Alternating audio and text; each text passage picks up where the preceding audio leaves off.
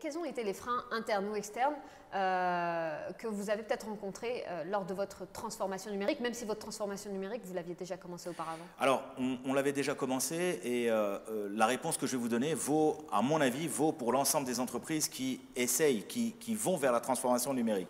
Pourquoi je vous dis qui essayent? Parce qu'il y a encore des gens qui croient que cette transformation numérique est un phénomène de mode.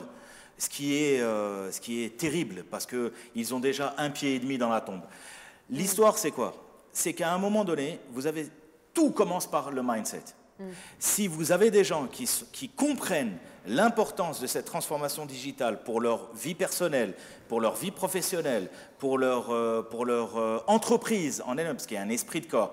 Donc c'est une question de mindset. Donc il y a un accompagnement de l'ensemble des collaborateurs. Et c'est légitime puisque les collaborateurs vont dire « Moi, si vous me numérisez ma fonction, mais quel va être mon rôle ?» Donc, qu'est-ce que ça veut dire? Il a peur pour son avenir.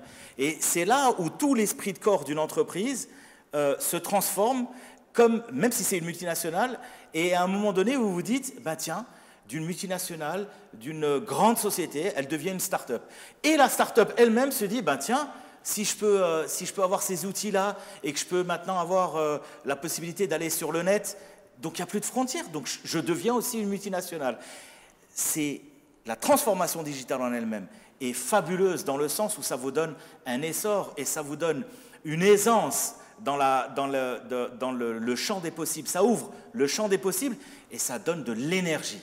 Et c'est ça qui est fantastique. C'est le dynamisme que ça permet, c'est une philosophie.